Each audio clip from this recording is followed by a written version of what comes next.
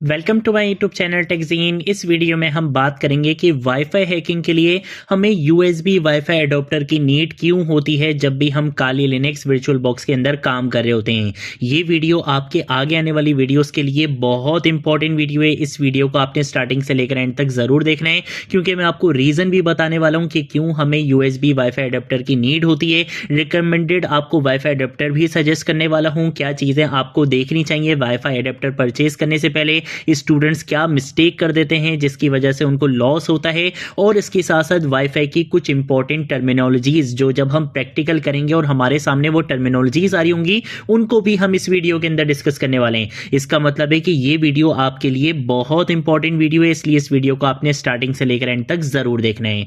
अगर आपने अभी तक इस प्लेलिस्ट को एक्सेस नहीं किया तो भाई जल्दी से इस प्लेलिस्ट को एक्सेस कर लो, ज्यादा से ज्यादा शेयर करो, क्योंकि यहां पर आपको साइबर सिक्योरिटी एक्सपर्ट बनाया जा रहा है। ठीक है, तो इस प्लेलिस्ट को जरूर एक्सेस करो और ज्यादा से ज्यादा शेयर करो। सबसे पहले तो हमें भाई इस सवाल का जवाब चाहिए जो कि हर बिगिनर को चाहिए होता है कि यार अभी तक हम सारा काम काले लिनक्स वर्चुअल बॉक्स के अंदर कर रहे थे, किसी हमें डिवाइस की नीड नहीं थी, तो ये अब अचानक से हमें यूएसबी वाईफाई एडेप्टर क्यों परचेज करना पड़ेगा, क्या रीजन है, इसकी नीड क्यों होती है। सबसे पहले हम इसको डिस्कस करते हैं। देखो, काली लिनक्स वर्चुअल बॉक्स के अंदर लैपटॉप का जो इंटरनल वाईफाई कार्ड होता है वो आप यूज नहीं कर सकते। वर्चुअल बॉक्स का जो नेटवर्क होता है, चाहे वो एनएटी हो, ब्रिज हो, सिर्फ इंटरनेट के लिए यूज होता है, वाईफाई सिग्नल्स के लिए यूज नहीं होता।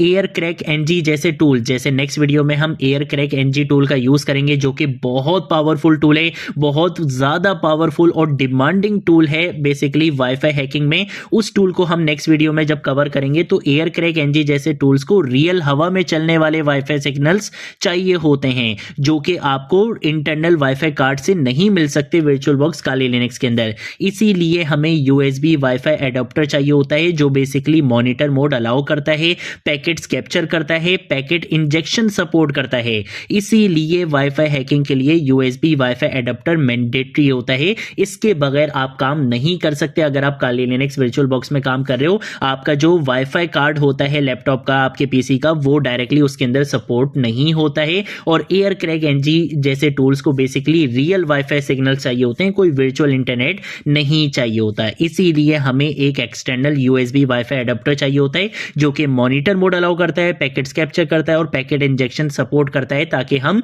वाईफाई हैकिंग कर सकें। ठीक है, तो ये बेसिकली रीजन है, ये रीजन आपको पता होना चाहिए। इसके साथ साथ अगर हम बात करते हैं कुछ इंपॉर्टेंट टर्मिनोलॉजीज की, अब ये मैं आपको थ्योरी नहीं पढ़ा रहा, ये मैं आपको वो चीजें एक्सप्लेन करने वाला हूं यहाँ पे जो जब हम प्रैक्टिकल करेंगे ना वहां पे आप आउटपुट देख के कंफ्यूज ना हो। आपको ये तो पता हो कि जो हमने कमांड रन करी है इससे जो आउटपुट आ रहा है ये आउटपुट है क्या, ताकि आप आगे उस पर प्रोग्रेस कर सको।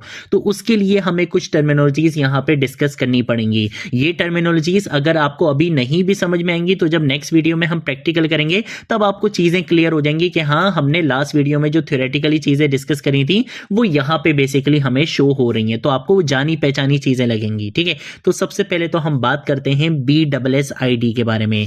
BSSID की फुल फॉर्म होती है basic service set identifier. BSSID actual में वाईफाई राउटर का यूनिक मैक एड्रेस होता है। इसे आप राउटर का CNIC या फिंगरप्रिंट कह सकते हो। हर राउटर का BSSID अलग होता है, यूनिक होता है, चाहे वाईफाई नेम आपका सेम क्यों ना हो। ठीक है, तो ये बेसिकली क्या होता है, BSSID होता है। जब हम नेक्स्ट वीडियो में एयर क्रैक एनजी टूल का यूज करेंगे, हम अपनी कमांड्स को रन करेंगे तो ये टर्मिनोलॉजी आपको बहुत ज्यादा दिखेगी। इसके साथ साथ अगर हम बात करते हैं ESSID के बारे में, ये होता है extended service set identifier. ESSID वो वाईफाई का नाम होता है जो हमें मोबाइल या लैपटॉप में दिखाई दे रहा होता है। जैसे अगर हमारे लैपटॉप जैसे अगर हमारे वाईफाई का नाम होम वाईफाई है, PTCLBB है, ऑफिस नेट है, तो यहां पर आपको वही वाईफाई का नाम दिख रहा होगा।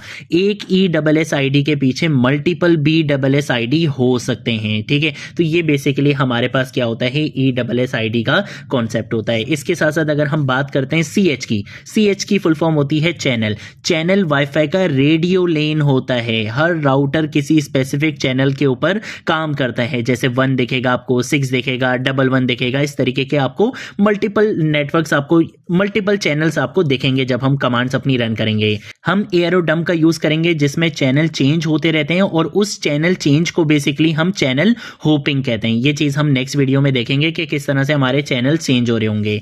इसके साथ साथ अगर हम बात करते हैं PWR की, जिसकी फुल फॉर्म होती है पावर। PWR वाईफाई सिग्नल की स्ट्रेंथ बेसिकली आपको शो करता है। नंबर जितना 0 के करीब होगा, जितना 0 के क्लोज होगा, सिग्नल आपका उतना ही स्ट्रांग होता है। जैसे अगर आपको एग्जांपल दूं तो हो सकता है आपको PWR के अंदर -30 दिखे जो कि 0 के करीब है, तो ये एक स्ट्रांग सिग्नल है। अगर आपको -90 दिखेगा तो इसका मतलब है कि ये 0 के बहुत दूर है, तो ये आपको वीक सिग्नल है। ठीक है, तो जितनी वैल्यू आपके 0 के क्लोज होती है उतना आपका वाईफाई सिग्नल स्ट्रांग होता है। देन उसके बाद अगर हम इंक्रिप्शन की बात करें तो इंक्रिप्शन क्या होता है? बेसिकली इंक्रिप्शन मेथड आपको डिफाइन करता है।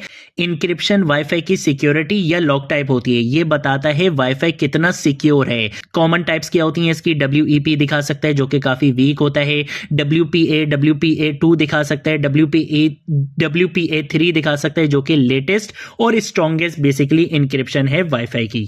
देन उसके बाद अगर हम हैंडशेक की बात करते हैं तो हैंडशेक का मतलब होता है कि WPA हैंडशेक यहां पे हो चुकी है। हैंडशेक वो ऑथेंटिकेशन प्रूफ होता है कि जब कोई डिवाइस वाईफाई से कनेक्ट होती है तो लॉगिन के टाइम पे हैंडशेक एक्सचेंज हो जाता है। इसमें पासवर्ड होता नहीं है लेकिन पासवर्ड वेरीफाई करने का प्रूफ यहां पर होता है कि भाई आपकी जो डिवाइस है वो वाईफाई से कनेक्ट हो चुकी है, एक आपको हैंडशेक मिलता है। तो जब नेक्स्ट वीडियो में हम अपनी कमांड्स रन करेंगे तब आपको वहां पे हैंडशेक भी दिखेगा और आपको वहां पे मैक एड्रेस भी दिख रहे होंगे। BSSID के अंदर सारी चीजें हम नेक्स्ट वीडियो में देखेंगे। तो जब हम अपनी नेक्स्ट वीडियो में कमांड्स रन करेंगे तो आपको इस तरीके की टर्मिनोलॉजीज मिलेंगी जिसकी एक 1 लाइन डिस्क्रिप्शन हमने यहाँ पे देख ली, और जब हम प्रैक्टिकल करेंगे तब आप और चीजें यहाँ पे देखोगे। ठीक है, देन उसके बाद हम आते हैं भाई बहुत इंपॉर्टेंट क्वेश्चन की तरफ कि भाई कौन सा USB वाईफाई अडेप्टर आपको लेना चाहिए, क्या फीचर्स होने चाहिए इसके अंदर, जिसमें बहुत सारे स्टूडेंट्स मिस्टेक करते हैं। तो भाई एडोप्टर में ये चीजें लाजमी होनी चाहिए।